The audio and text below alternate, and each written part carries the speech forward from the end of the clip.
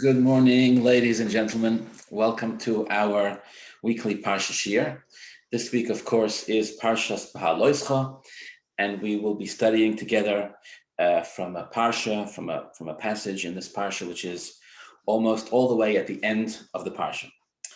If you have a Chumash in front of you, we're beginning with Perek Yud Beis, chapter 12, Pasuk Aleph. At this stage, right toward the end of the Parsha, 70 elders from the Jewish people have been chosen to be Moshe Rabbeinu's assistants, to be Moshe Rabbeinu's sort of bezdin, that would help him with the leadership and with the guidance of the Jewish people. This was upon Moshe Rabbeinu's request, where he says to Hashem, I cannot carry the burden of these people alone.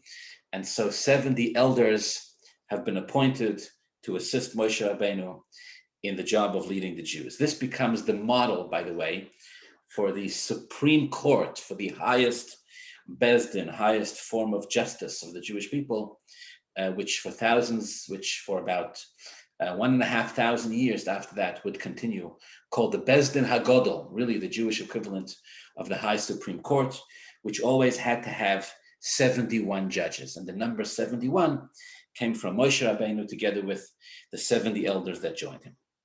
Okay, again, if you have a Chumash, we're beginning chapter 12, Perek Yud Beis, Pasuk Aleph. Vatedaber, says the Pasuk, Vatedaber Miriam va'Aaron b'Moshe. Miriam and Aaron, Moshe Rabbeinu's siblings, spoke disparagingly against Moshe Rabbeinu.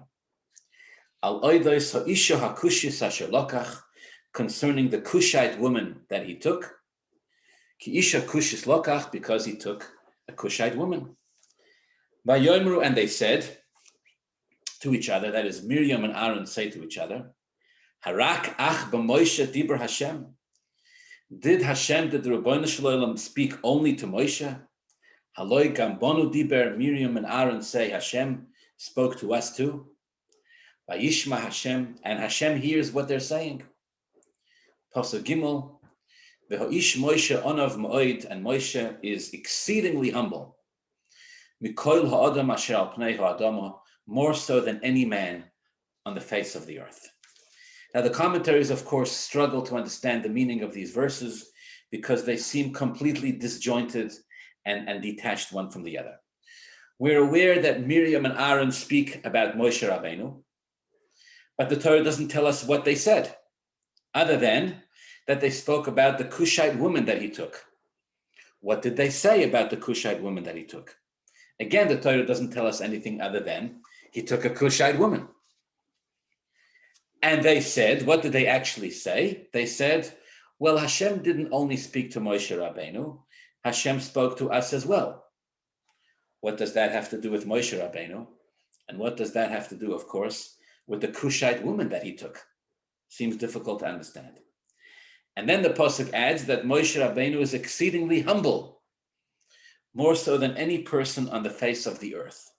Once again, difficult to understand what is the relevance. It's not Moshe's character which is being discussed here by Miriam and Aaron. It's the Cushite woman that he took, and the fact that he wasn't the only one that Hashem had spoken to. Why does the Torah here see and feel the need to vouch on behalf of Moshe's humility and declare that he was the most humble man that ever lived on the earth? Rashi gives a simple, well, I shouldn't say simple, Rashi gives a fascinating and straightforward explanation and fills in all the gaps, all the details of what it is that's going on here in this story. You see, when 70 elders, explains Rashi, were chosen to be the Bezdin, to be the Supreme Court for the Jewish people, these 70 elders needed to come from the 12 tribes. The trouble is that 70 doesn't divide by 12. 72 divides by 12, but not 70. Now, how are you going to get, in a fair balanced way, 70 elders from 12 tribes? There's going to be at least one tribe that's not going to have as many justices on the Supreme Court as the others. So what Moshe Rabbeinu did, very briefly, is he had each tribe put forward six of their leaders, 6 candidates, if you will, giving you 12 times 6, giving you a total of 72. Moshe took these 72 and he did a sophisticated form of a goyrel, sophisticated form of a lottery, where basically he put 72 pieces into a large container, and he had every one of the 72 representatives pick a piece of paper, pick a piece of parchment from this container, and through this process, through this lottery, 2 were going to be excluded. In the end, 2 were excluded. Again, I don't want to get lost into the details here. There's different opinions as to how exactly these 2 end up being secluded, either because of the particular piece of parchment that they picked from the hat, from the container, or they didn't even pick pieces of paper. But be it as it may, 2 individuals are excluded. Their names are Eldad and Medad. Eldad and Medad were excluded from the group of 72 elders of the Jewish people. They were excluded from the Beis Din, from the Supreme Court of Moshe Rabbeinu, not before they themselves deliver a prophecy. The Torah says, Eldad u'Medad misnabim b'machane, to the surprise, apparently, this was unexpected, this was not anticipated. Eldad and Medad deliver prophecy. Now, what they say, what Eldad and Medad say, is actually shocking to everybody, apparently except Moshe Rabbeinu. But everybody else is dumbfounded by what they say.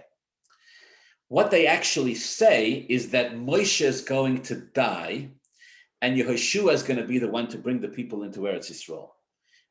Nobody sees that coming. Nobody knows what to make of that. Yehoshua, Moshe's students, wants Moshe to lock them up, to kill them for this blasphemous prophecy which they've delivered. But be it as it may, the prophecy is delivered, the cat is out of the bag, and Eldad and Medad, through prophecy, informed the Jewish people that Moshe is going to die, and his student, his successor, Yehoshua, is going to be the one to bring the people into Eretz Yisrael. Okay. What happens, let's go back to Rashi's commentary on the story of Miriam and Aaron's conversation about Moshe. What happens is that Miriam and Aaron overhear a comment made by Moshe Rabbeinu's wife. Moshe's wife, when she becomes aware, when she hears, like everybody else in the Jewish people, that there are 2 new prophets on the scene, Eldad and Medad misnabim b'machne, they're delivering prophecy. So Moshe's wife says, perhaps to herself, or at the very best, not to anyone in particular, Moshe's wife says, oh, really? Eldad and Medad are prophets. They're prophesying in the camp. Moshe's wife says, I feel bad for their wives. Once again, an unanticipated reaction. Why would anybody feel bad for their wives? What their wives do wrong? They weren't going to face capital punishment. Yeshua wanted them to be punished, but Moshe flat out rejects him and says, no. Moshe says, I have no issues with these 2 saying prophecy. In fact, I would have no issues, says Moshe, if everybody would say prophecy. So there's no consequence to Eldad and Medad, at least not right now, for the prophecy that they deliver. Why is Moshe's wife feeling bad for their wives? Explains Rashi from the Gemara. Moshe's wife, at this point, exposes a secret. She makes known, through her words, it becomes known to the Jewish people, something that until this point was not known. Nobody knew about this. Something private, something about the personal life of Moshe Rabbeinu and his wife and his family becomes exposed at this point through Moshe's wife. Moshe's wife delivers the news. And she informs, she articulates, she declares that since Matan Torah, since Hashem had given the Jewish people the Torah on Har Sinai, Moshe and his wife were not living together physically, intimately, as husbands and wives do. My husband, says Moshe's wife, has separated from me since the giving of the Torah. And so therefore, Moshe's wife says, I feel bad for the wives of these 2 individuals, Eldad and Medad. I feel bad for their wives. their husbands are going to separate from them, just as my husband Moshe separated from me. This is the first time that this little tidbit of information comes out. It's exposed. It's obviously something very private about the personal life of Moshe Rabbeinu. Leaders and public figures very often struggle with how much of their private life is sometimes on display, how much people know about what's going on in the privacy of their own homes, etc. And so in this case, Tzipora, Moshe's wife, is going through the same thing. Moshe's wife says, look, if these two people, Eldad and Medad, are now two new prophets, I feel bad for their wives because their husbands are going to separate from them as my husband separated from me. And with that, the bombshell is released. It becomes discovered that Moshe is not living a physically intimate life with his wife as husbands and wives do. And generally speaking, according to the Torah, husbands and wives should. The Torah does generally not sanctify a life of abstinence. Miriam is unimpressed. Miriam's not happy with this. Why, says Miriam, would my brother Moshe separate from his wife? Is it because Hashem spoke to him at the giving of the Torah? Miriam doesn't feel that that's a justified reason for Moshe to separate from his wife, which explains the meaning of Pasuk Beis. Vayomru, Miriam and Aaron say to each other, Harak ach b'Moshe dibur Hashem. Did Hashem only speak to Moshe? Haloi gam bonu dibur, Hashem spoke to us too. We didn't separate from our wives. We didn't separate from being physically intimate with our spouses. So if it's good enough for us, it's good enough for him. There's no reason Miriam and Aaron say to each other for Moshe to live this type of a life of prisha, of abstinence. The fact that Hashem spoke to him doesn't require that. After all, Hashem spoke to us too. In fact, the commentaries say, Miriam and Aaron made the argument. They said, in fact, the first time Hashem spoke to Moshe Rabbeinu, Moshe was 80 years old. For the first 80 years of his life, Hashem never spoke to him. Whereas with us, Moshe's siblings, Aaron and Miriam, they both prophesied when they were children. Miriam prophesied the first time when she was 5 years old. No? So Moshe Rabbeinu wakes up with prophecy at the age of 80 and says, oh, I'm such a holy prophet, I have to separate from my wife. Miriam says, what are you talking about? God's been talking to me since I'm 5. I never separated from my husband. They're not impressed. And so this is the Lashon Hora, the slander that Moshe's siblings level against him. Vayishma Hashem, Hashem hears this, and Hashem decides to respond. What's Hashem's response?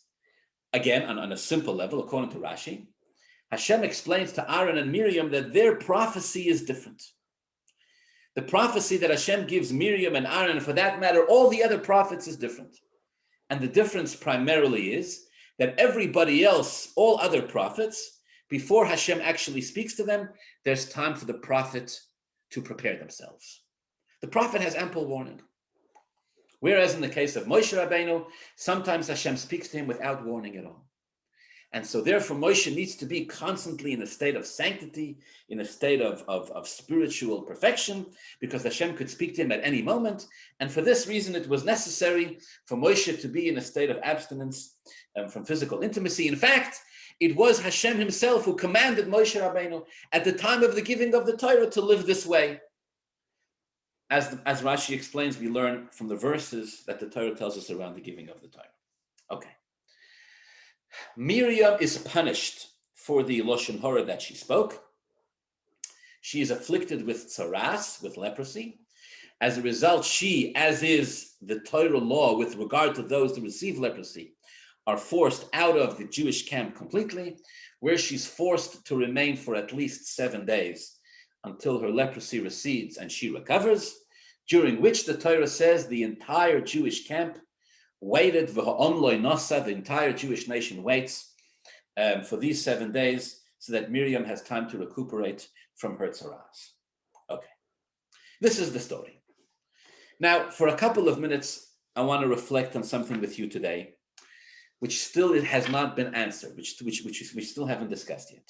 After all of Rashi's explanations, Rashi explains very beautifully how all the verses connect, right? Eldad made the say prophecy. Moshe's wife overhears. She says that she feels bad for their wives. She anticipates that elderly maid will separate from their wives. At this point, Moshe's secret is revealed. Miriam never heard about it until now. She doesn't understand the need. She talks Lashon Hora about Moshe. She says, why would Moshe have to do this? He's not the only one to whom Hashem speaks. Hashem speaks to us too. Hashem comes to the defense of Moshe Rabbeinu, explains why it's necessary. Miriam is punished, etc. Everything seems to fit, at least on one level. All the pieces seem to come together. The one piece that the commentaries dedicate a tremendous amount of airtime to is what the pasuk says is what the Torah says in pasuk Gimel, Perek Yud Beis pasuk Gimel, quote, "V'ho'ish Moshe onav ma'od." Moshe was exceedingly humble, more so than any man in the face of the earth. And here the commentaries really scratch their heads in puzzlement. This is a difficult verse to understand, I would say primarily for two reasons. Number one, why is this relevant here? Why is it important for us to know right now that Moshe is so humble? In other words, at least according to Rashi, right? The issue here is Moshe's abstinence from his wife. Okay, so Miriam thought it was Moshe's idea. Miriam thought that Moshe did so because he felt he was so holy. Hashem said, no, I told him to. Hashem explained why it was necessary. Fine.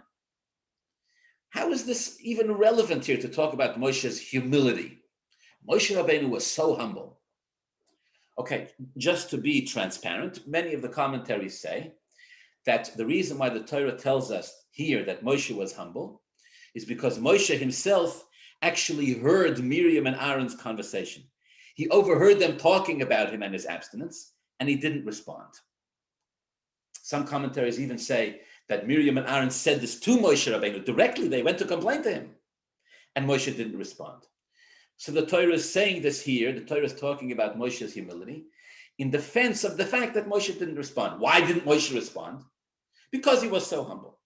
Okay. But still, it seems difficult to understand on a deeper level. I mean, why the need to tell us that Moshe was humble and not stum humble, onav ma'od, exceedingly humble, and not just exceedingly humble, but more so than any person that will ever walk planet Earth, right? And the Gemara says this means in the past and in the future. There never was and there never will be anybody more humble than Moshe Rabbeinu. Okay, how is this relevant? How is this relevant here at this story?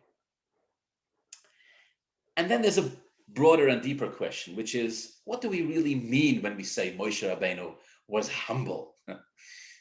What does that even mean? Moshe was humble? How? Or in what way was he humble? I mean, he was the undisputed leader of the Jewish people. I shouldn't say undisputed. In 2 Parshias from now, his leadership is flat out refuted. Not refuted, his leadership is challenged, is disputed. And Hashem does a tremendous miracle where the ground opens up and swallows Moshe's detractors in the ground. So all right. Generally speaking, his leadership is undisputed. He's clearly the one who takes the Jewish people out of Mitzrayim, gives them their identity as a nation, gives them the Torah, splits the sea, brings 10 plagues, brings the manna down from heaven.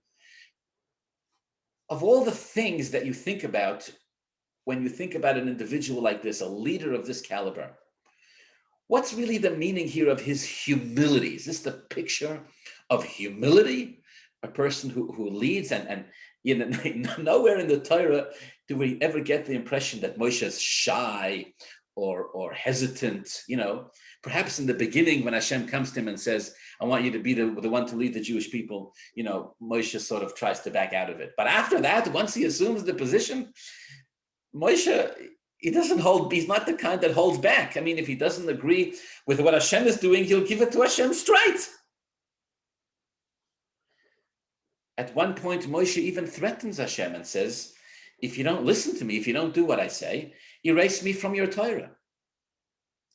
So I guess the first question is, how is Moshe's humility even relevant here to this discussion about whether Moshe separated from his wife based on Hashem's instructions or of his own initiative? Okay, Hashem said it was my instructions.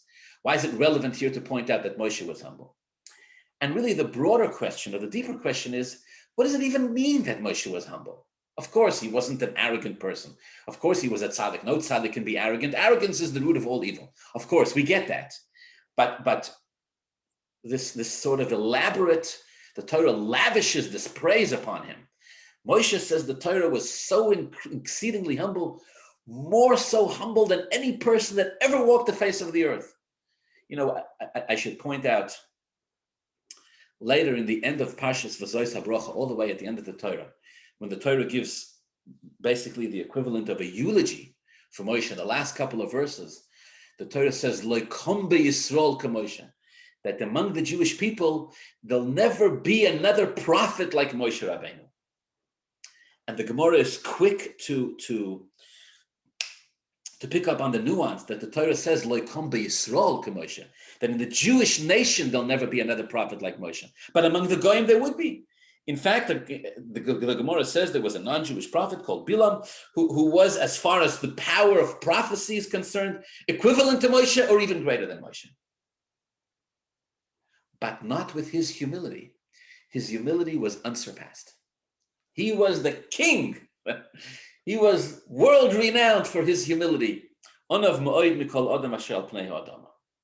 So here the question is, how could he be so humble? What does it even mean that he was? When we think of a humble person, we think of a person who minds their own business, who sits in the corner, who keeps their opinion to themselves, not a person who's toppling countries, who's redeeming nations, who's splitting seas. The greatest Torah teacher ever, the one who brings down the Torah from Har Sinai, from Hashem on Har Sinai to the Jewish people. More so, says the Torah, than any other man that ever lived the face of the earth. And bear in mind, this is written in the Torah, which means Moshe is actually the one who is recording this pasuk. So he himself has to sit there as Hashem dictates and write, so that Jews will for all eternity study and read and reflect on this verse, that Moshe is the most humble man that ever lived and that ever will. And there's an ego booster right there, right? Oh, wow. Think about that, a medal of honor. I am the most, well, not I, but Moshe has got to sit there and write in the Chumash, I am the most humble man that ever lived. What is the meaning really of the humility of Moshe Rabbeinu?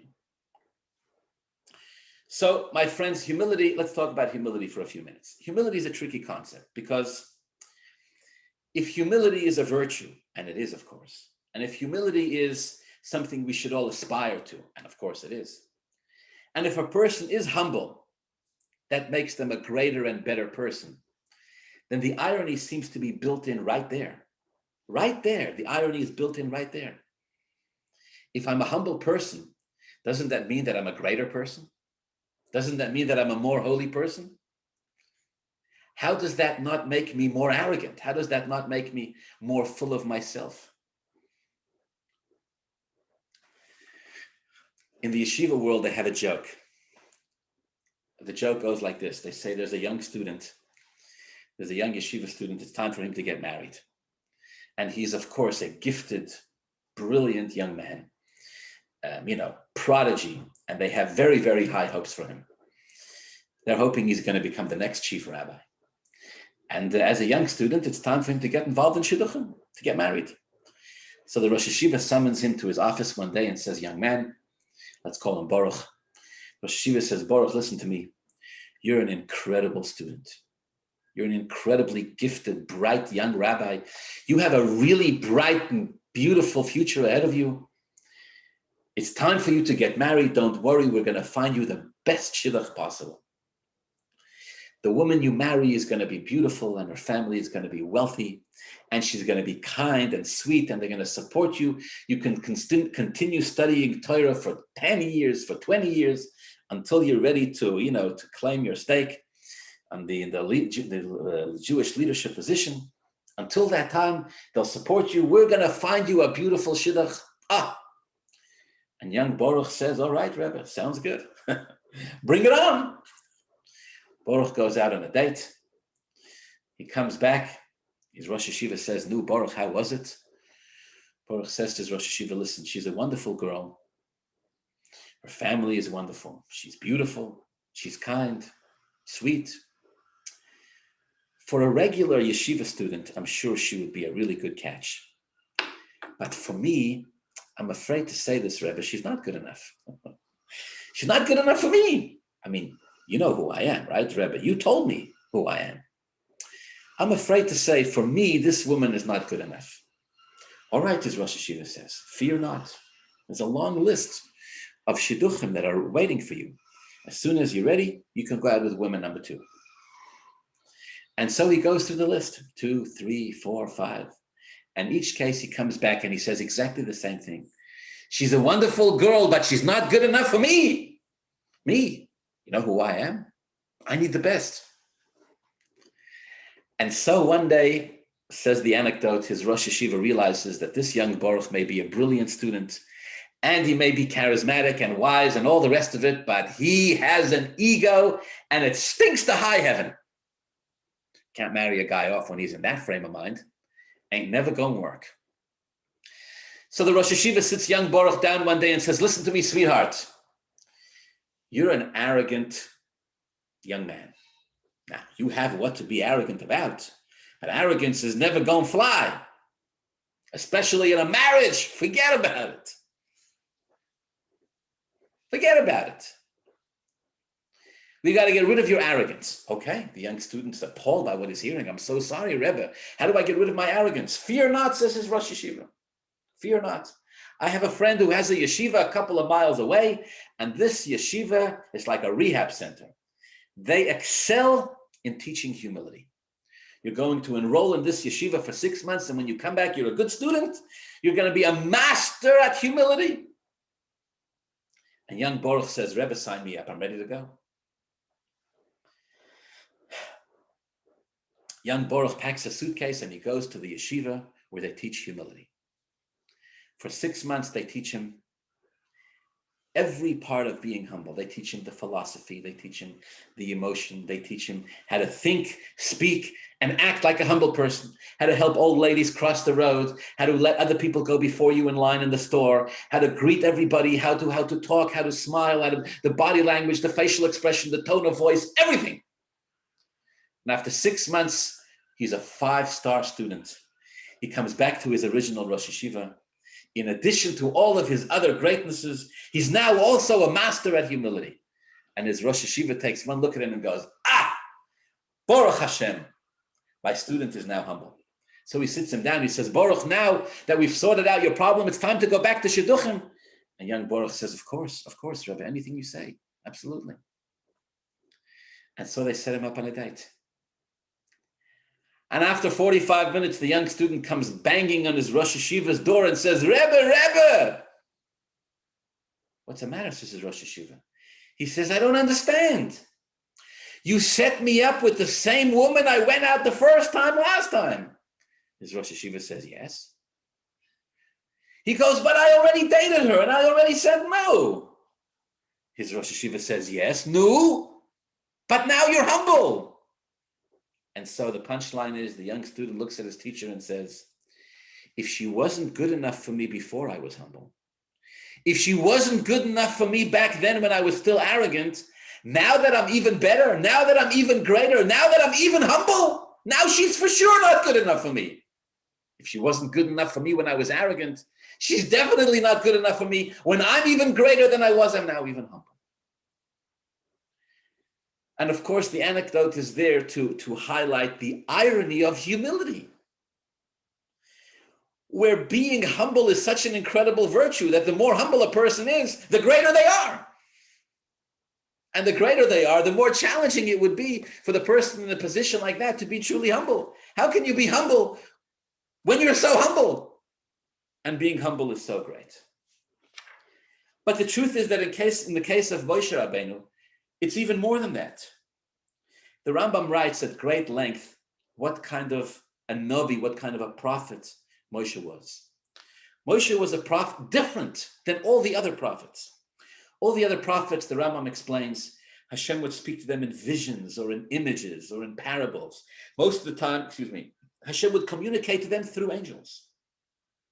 Moshe was the only one that the Torah says Hashem spoke to him directly, not through any angels, not through any parables. All the other prophets, when they experienced prophecy, would lose themselves. Their bodies would convulse. They would roll around. They have difficulty remaining alive while they experienced these prophecies. Moshe Rabbeinu, not so. In the words of the Pasuk in Chumash Shmos, says the Rambam, Moshe and Hashem spoke to each other, quote, Kasher yedaber ishel re'ehu, as one man spoke to his friend. Moshe had no difficulty standing there and conversing with Hashem as two friends would speak to each other without issues and without concern. Moshe could speak to Hashem whenever he wanted. And at times, Moshe would insist that Hashem respond. And when he did, Hashem did respond.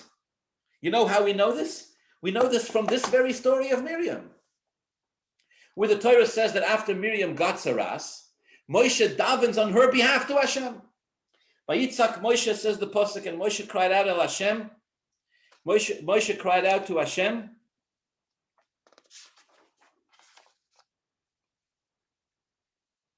Lamor, Vayitzak Moshe el Hashem Lamor. Moshe cried out to Hashem Lamor. The commentary of the Gemara says, what does Lamor mean? Moshe says to Hashem, I'm going to cry out to you, I'm going to daven, and I want you to answer me. Tell me yes or no. You're going to help her? Are you going to save my sister? Are you going to heal her? Tell me. And guess what? Hashem responds. Says the Rambam, we had many, many prophets in our history. Nobody was ever like that. Talk to Hashem whenever he wants. Hashem would respond whenever he wants. They talk directly as one man speaks to his friend. And Moshe stayed in this spiritual state constantly, to the extent the Rambam says that it affected his physical body, that his face physically shone with the glory and the beauty and the godliness of Hashem himself. V'niskadish kamalochem, the Rambam says, he was as holy as an angel.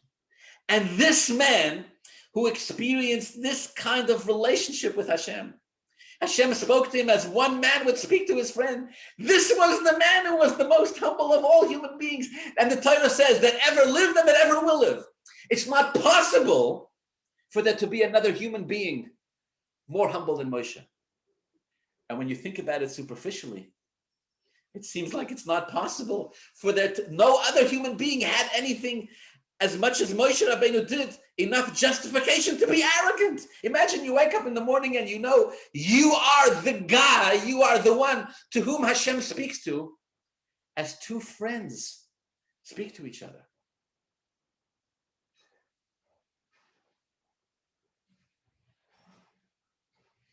Now, don't think the Jewish nation always gave him an easy time for this, right? The Jewish people gave Moshe his fair share of trouble from the people. But as far as Moshe himself, did he not know who he was? Did he not know what he was capable of? Did he not know what he did? And yet the Torah says he was exceedingly humble, more so that it's not possible for anybody else to ever be more humble than Moshe Rabbeinu. I appreciate that the question here is not novel, but I think it's profound because, of course, the Torah doesn't tell us this in order for us to know that there was once upon a time a person who was humble. Obviously, all in our own way, we're challenged to be humble. But let's think about this. What does that even mean? If Moshe is the icon and the symbol of humility and the most exceedingly humble person ever, then surely humility doesn't mean a person who doesn't have courage. Surely humility doesn't mean a person who doesn't know their greatness and their gifts and their talents. And surely humility doesn't mean that this is a person who doesn't make their mark on the world.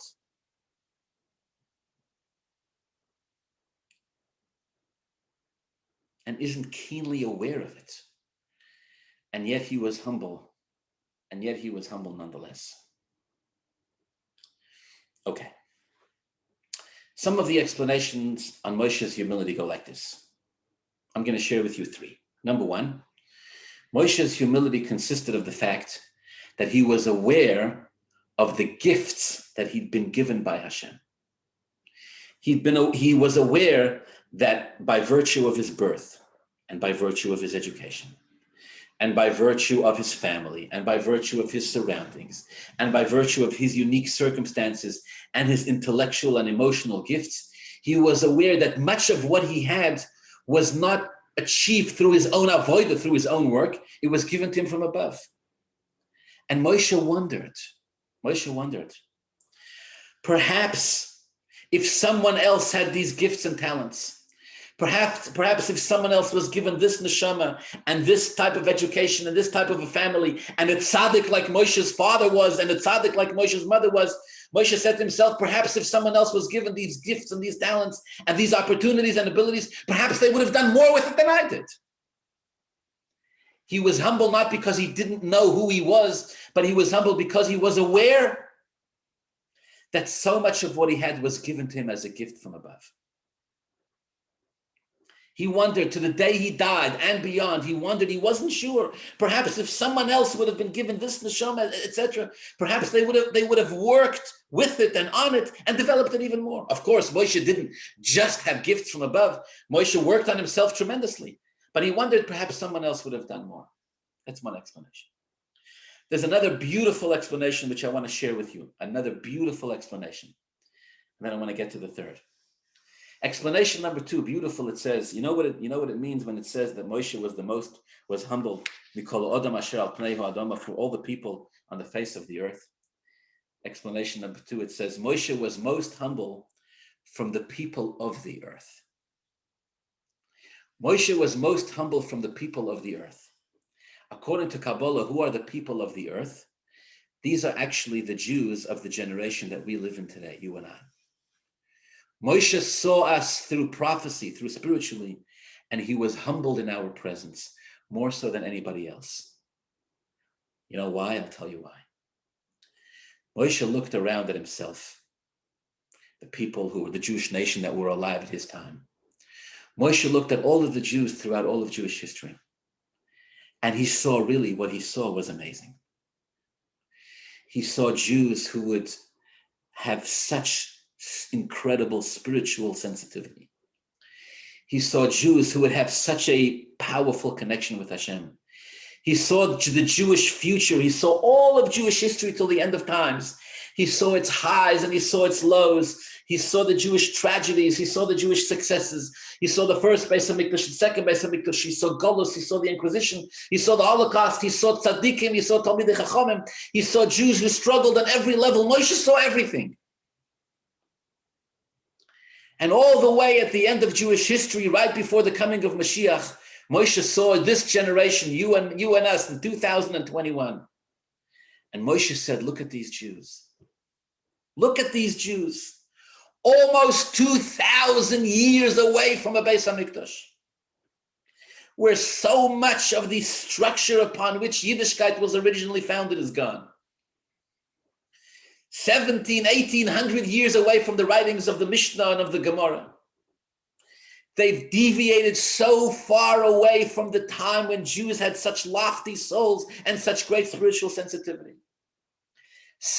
On a spiritual level, such a simple people, in a sense, so spiritually desensitized, living in a world that is parading upon them all sorts of secular influences.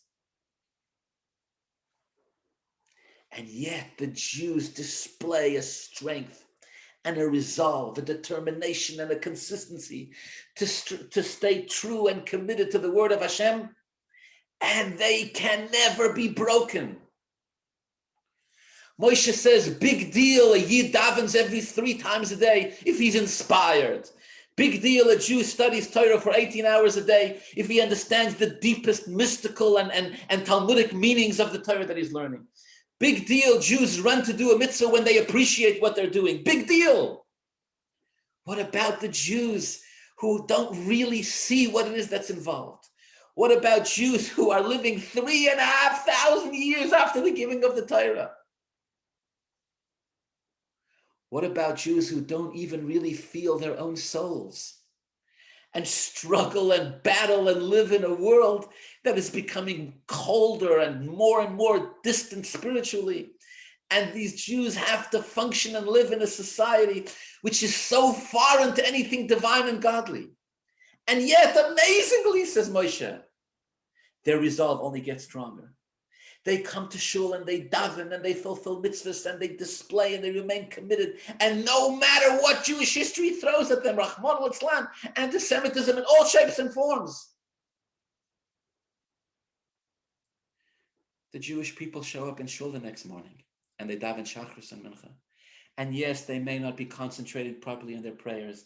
And yes, their thoughts may be wandering. And yes, maybe some of the Jews don't even really understand the meaning of the prayers. And yes, some Jews don't even know the meaning of the prayers at all. And yes, some Jews don't even know how to pronounce the words of the prayers. And amazingly, they keep showing up. V'ha'ish Moshe, says this interpretation, Onav Moed was exceedingly humble, Mikol Adam, from all people, Asher Pnei Adama, earthy Jews. Jews who come to shul to daven once a year for reasons that they themselves have no idea. It was for these Jews that Moshe possessed humility. In a way, he said, Rabbanu Shalom, look at these Jews. They have a commitment that even I, Moshe Rabbeinu, will never have. I do a mitzvah because I want to. I do a mitzvah because Hashem talks to me. These Jews haven't heard the voice of Hashem in thousands of years. And yet they do it anyways. There's you'll excuse me, there's a terribly bitter, almost ironic story. I believe it was shared by Eli Wiesel, where Eli Wiesel shared that may Hashem protect us in the concentration camps. The Jews once decided that they were going to make a Bezdin. They were going to make a Jewish court.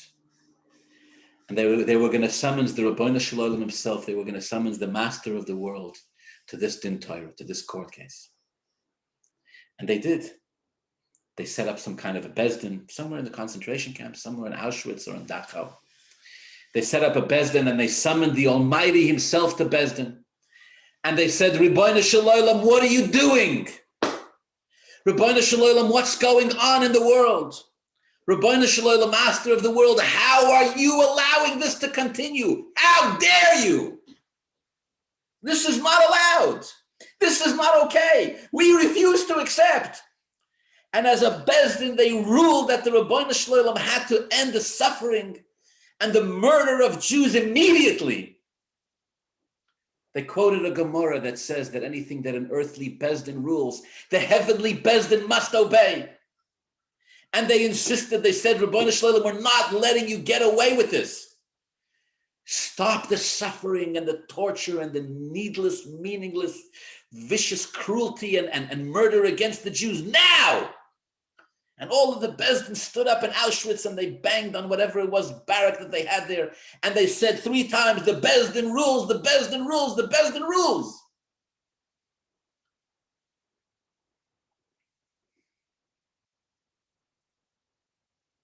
And he said, I watched this, again, if I remember the story correctly, he said, I watched this and I thought, wow, this is just unbelievable.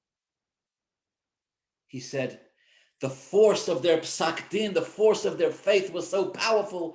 He was sure they were going to walk out, that God would make a miracle. They would walk out liberated Jews at once. And you know what happened? At least immediately? Nothing. Nothing happened. They were still Rahman al-Islam in the same danger that they were before. They were still staring the Malach HaMavis in the face. And he said, Eli Wiesel writes, he said, what happened next changed my life, remained with me forever. He said, you know what happened when it was over? Somebody stood up, gave a clap, and said, Rabbi Say, it's time to daven mincha. And the men stood up and they turned around. And they daven mincha. And they said, Baruch Atah Hashem Elokeinu v'Elokei Aviseinu. Elokei Avraham, Elokei Yitzchak, v'Elokei Yaakov. And he says, I was watching this and I'm thinking to myself, this doesn't make any sense. This doesn't make any sense. They just delivered this ruling with such passion, insisted that the Rebbeinu Shalom do as they say because he's obligated to do so according to the Torah, and no response from Hashem, at least not apparently, at least not in a way we can see, at least not in a way we can understand. And when it's all over, what do? You would think their faith has been challenged in some way. You would think their faith has been weakened. It's nothing. Mincha. And off they went to daven mincha. It was these Jews, says explanation number 2, that Moshe Rabbeinu was most humble before. They possessed an emunah. They possess a commitment that doesn't make any sense. It's never been seen before in Jewish history. Yes, of course, Jewish history had tzaddikim and rebbes and rosh yeshivas. Their souls were on fire. They burned with love and passion to Hashem. And now today we have a people without any of that, generally speaking, without that type of spiritual sensitivity. And yet the commitment is ironclad. It's rock solid. And there was something in that specifically that Moshe Rabbeinu felt humble towards. But there's one more explanation that I want to share with you in the meaning of the humility of Moshe Rabbeinu. What does it even mean to be humble? I may have told you this story before, but you'll bear with me. I'm going to repeat it because I feel like it's relevant here. There was a chassid of the first Rebbe of Chabad. They called him Chabad. They called him the Alter Rebbe. The Alter Rebbe literally means the old Rebbe, who was he was a wealthy man, and he was a very big Baal Tzedakah. He gave a lot of money to tzedakah. His particular tzedakah of choice was what we call today soup kitchens, and was providing places where impoverished people could come and could literally get food. But he did it b'seiser, he did it quietly, because he was a person who served Hashem, and he didn't want to get any arrogance. He didn't want to get any ego from it. So he hid his own name. He employed people. He put people in position, and he had a whole bunch of these places all around in Russia and perhaps some in White Russia. These kitchens where people could come and get food. No, one particular occasion, like every good chassid, he travels to his Rebbe. Along the way, he stops by in some of his own soup kitchens to see what's going on. He stops by one particular soup kitchen, and this place was well run, in a place in the city where it was needed. And he walks in in the middle of the day for lunch. Nobody knows who he is. Nobody knows that he's the one providing all the funding for it. Nobody knows.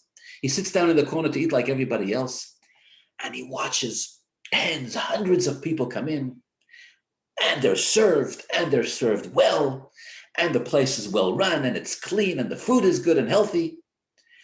And he hears all the people who are sitting and eating saying, Rabbeinu Shalom, thank you for the food.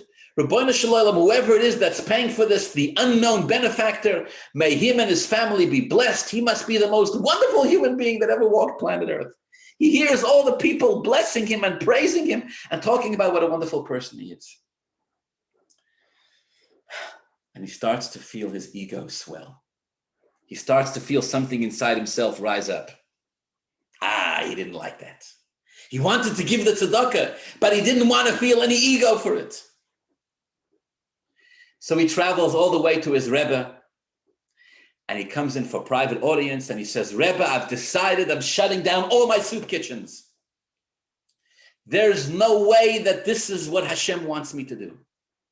I've decided I'm going to give my tzedakah somewhere else. And his Rebbe says, are you kidding me? What in heaven's name are you saying? Why? Why would you do that? You're helping people, you're feeding them. He says, Rebbe, because I study Torah, and I study Musar, and I study Chassidus, and I know that arrogance is the source of all evil. And these soup kitchens are making me arrogant. I hear the people sitting and eating by the tens, by the hundreds. I watch the food nourish their hungry and struggling souls and bodies, and I'm getting ego out of it. Surely that can't be the will of Hashem. He said to his Rebbe in Yiddish, he said, I'm giving the tzedakah, I'm giving the money, but I'm not giving it with an emes. I'm not giving it with truth. I'm getting ego out of it. It's not altruistic.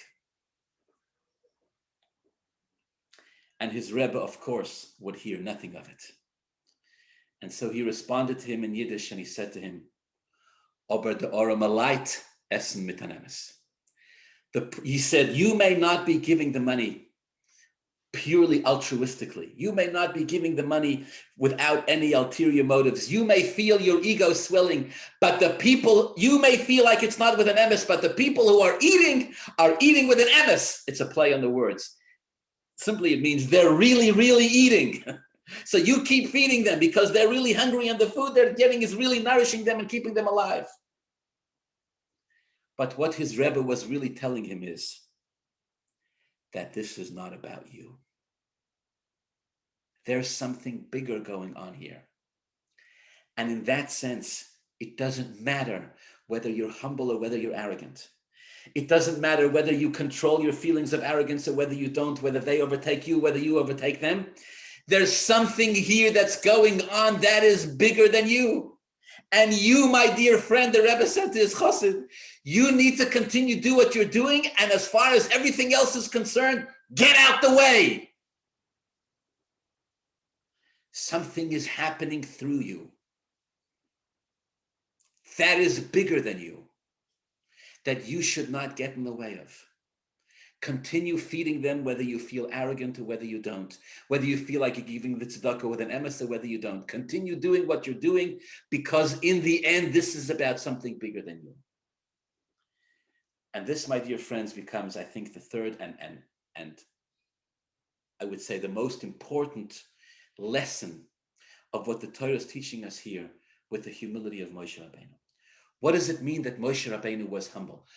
Exceedingly humble. The most humble person that ever lived the face of the earth. Well, you know what it means?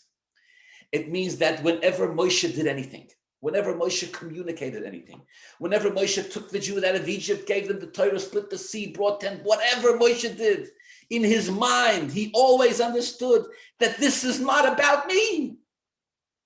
There's a mission, there's a shlichus, there's a calling, something has to happen here. The Jewish nation has to be born. The Jewish nation has to be liberated. They have to be given the Torah. They have to be taught how to keep the Torah. They have to be taught how to live the Torah. And in the end, they have to be taken into Eretz Yisrael. Will it be through me? Will it be through him? Will it be through Yankel, Zalman, and Baruch? At the end of the day, Moshe didn't care. If Hashem chose me, let it be me. Hashem chose him, let it be him. He was humble not because he thought he was small, and he was humble not because he thought he was big. He was humble because he wasn't thinking about himself at all. Like the guy who's giving money for the soup kitchens. He's humble because he understands that he has got to get out of the way. And in the end, there's got to be soup on the table, and a poor man has got to be able to stick a spoon in it and feed himself because he's hungry. In the end, Moshe's life and everything he stood for and his entire story is not even about him. It's about the Jewish nation. And him as a transparent conduit, as a non-existent entity, as one who was there just as a meeting point, as a merging point between Hashem and the Jewish people, saw himself as an individual as not significant at all. And this made him the most humble person. The Torah says that there can never and there will never be another person as humble as Moshe Rabbeinu. You know, of course, Moshe is originally described in the Torah as kvad peh or kvad lashon, a person who was not articulate. He couldn't even speak. Why did Hashem choose an inarticulate person to be the one to take the Jewish people out of Mitzrayim? Well, because that was the whole point. It was going to be done by somebody, by someone who is going to embody this message more than anything, more than any other person, and more than any other message. And the message was, Hashem is going to communicate through me to you. There's an expression in Chazal with regard to Moshe Rabbeinu. It says, Shechina medaberes mitoich groinoi. The Shechina spoke to the Jewish people through the throat of Moshe Rabbeinu. Kind of like a microphone. Moshe saw himself as Hashem's microphone. If somebody gives a speech, if somebody gives a shiur, and many, many Jews are motivated, are inspired, their lives are changed by virtue of this shiur. When the shiur is over, when the shiur is finished, is somebody going to go and praise the microphone? The microphone is the most humble existence in the room. Why? Because everybody knows that it's not about the microphone. Do you need a microphone? Oh, yes, you do. Do you need a good sound system? Oh, yes, you do. It's got to be the best microphone and the best sound system ever. And when it's in place, nobody's looking at the microphone. Even the microphone itself, if it had a mind, would understand that this is not about it. You see, my friends, in our lives, Hashem has put us in this world and given us gifts and talents and things that we can do to make this world a better place. We get a little too caught up in our own heads. We get a little too wrapped up in ourselves. I'm this, I'm that, I'm in this mood, I'm in that mood, I should go, etc. The meaning of humility is being able to see that there's something bigger here, there's something larger here that's going on that's bigger than all of us. If Hashem wants me to help someone else today, if there's a service I can provide for another yid, for a community, to help somebody, etc., etc., I gotta get up and do it. I gotta be able to put all the calculations aside, all of my own issues aside, resolved or unresolved. If there's a calling, if there's a mission that Hashem has something in store for me to do, get up and do it.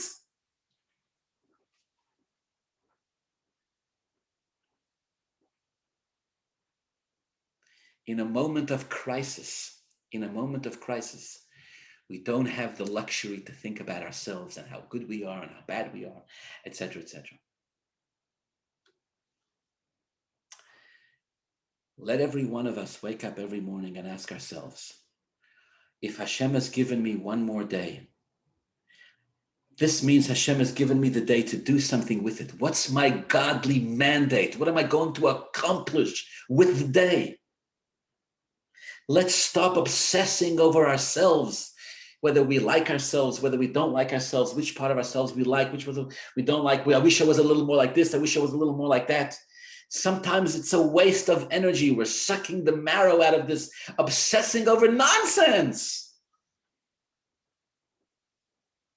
You know, when a little baby wakes its mother up in the middle of the night, screaming and shouting, the mother doesn't have the luxury of sitting and thinking, am I a good parent? Am I a bad parent? Baby needs your help. Go get up and do. Moshe was the most humble man that ever walked the face of the earth because he was so busy. He was giving everything he had to the Jew. He left nothing over for himself. He dedicated and committed and invested his entire essence to the Jewish people. He gave it to them over and over and over again. And in the end, he was the one who brought them the message of Hashem. It's the message of Hashem that we still study till today. And because of that, he was both the greatest prophet and, of course, the most humble. It means the same thing. He was the greatest because he communicated the word of Hashem in a way that nobody else did and nobody else could. Because he was able to see completely beyond and outside of himself. We all have, every one of us, our souls come into this world with a mission to do, with a difference to make, with people to help. We need to make sure we leave this world a better place than we found it. We need to make sure we bring joy and happiness and optimism. The world is not short of tsaros. There's so much we can do if we just have the ability to step outside of our own obsessions and think about the greater good and the greater mission. That's the meaning of humility. Have a wonderful Shabbos.